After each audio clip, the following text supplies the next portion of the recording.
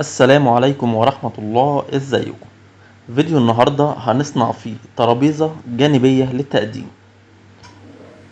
ترابيزة هتكون عرض 40 في 40 والارتفاع بتاعها هيكون 50 سنتي.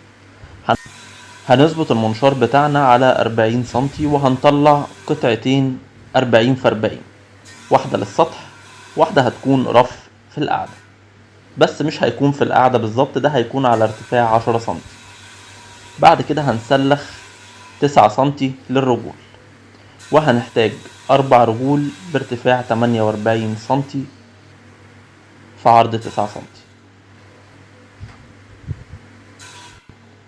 الخامة المستخدمة خشب MDF عليه طبقة ميلامين، السمك بتاعه 17 مللي. أنا هنا استخدمت اللون البني. هنجيب السطح اللي هنشتغل عليه، والرجول هنا هتركب بشكل مختلف، يعني كل رجل هتركب عكس التانية، نفس فكرة المروحة، يعني بنقول عليها كده ستايل مروحة. بنطة 6 مللي هنركبها في الراوتر، وهنبدأ نعمل فريز زي ما تقول كده نقر، عشان نعمل نقر ولسان. بس الفريز هنعمله في السطح وهنعمله في الرجول، وهنوصل ما بينهم بسلخة MDF او كونتر تكون 6 مللي.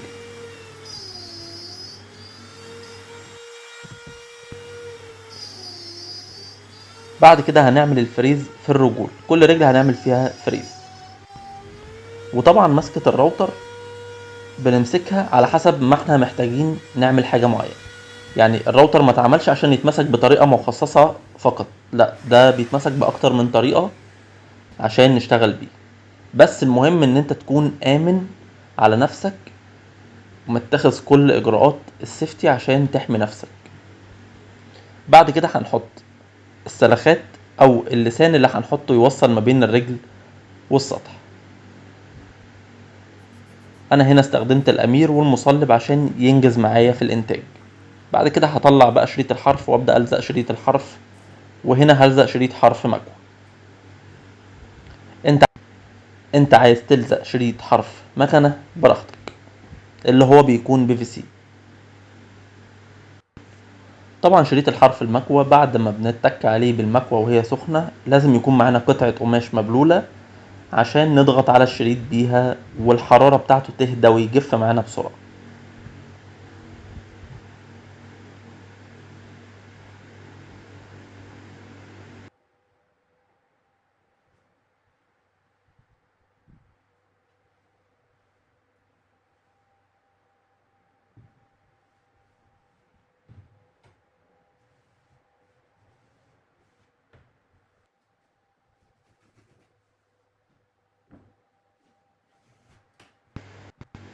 هجيب الرف اللي تحت وهبقى محتاج ان انا اخصم منه قيمة خشبتين، يعني يبقى 36.4 في 36.4.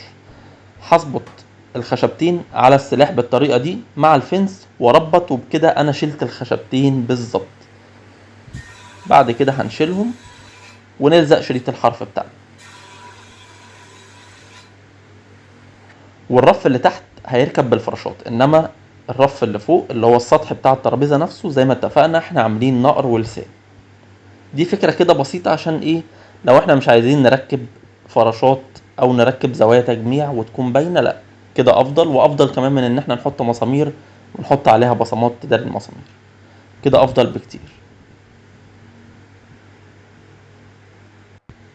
وقبل ما نرش المصلب او المثبت بتاع الامير لازم نتاكد من قائميه الرجل تكون قائمه 90 درجه.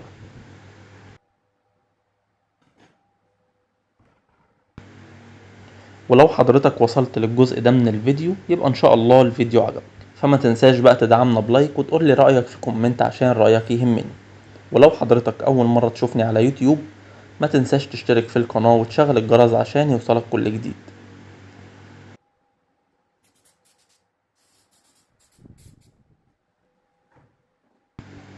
نيجي للمرحلة اللي بعد كده وهي تركيب الرف اللي من تحت، وزي ما اتفقنا هنعمله على ارتفاع 10 سنتي.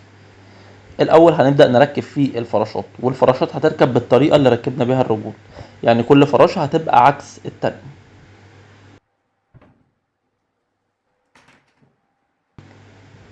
وده شكل الزاوية الفراشة. وبنربط الزاوية بمسمار 1.5 سنتي، ويكون خطوة واسعة لان ده طبعا MDF. هو في المطلق المسمار الخطوة الواسعة بيكون كويس جدا معانا.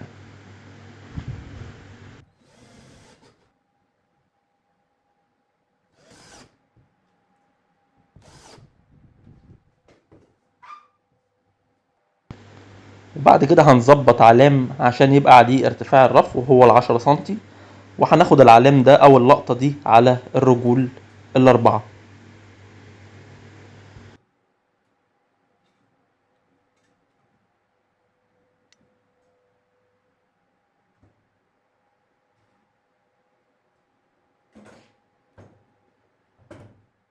بعد كده هننيم الترابيزة على جنبها ونبدأ نركب الرف.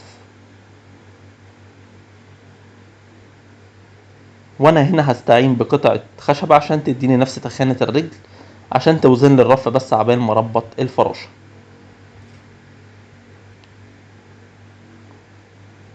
طبعا لو مش متوفر عندك الفراشة دي ممكن تستخدم اللي هو المسمار الأليتا، وممكن تستخدم الزوايا العادية المعدن بس تكون صغيرة شوية عشان الشكل بتاعها برضو ما يبقاش وحش. وبكده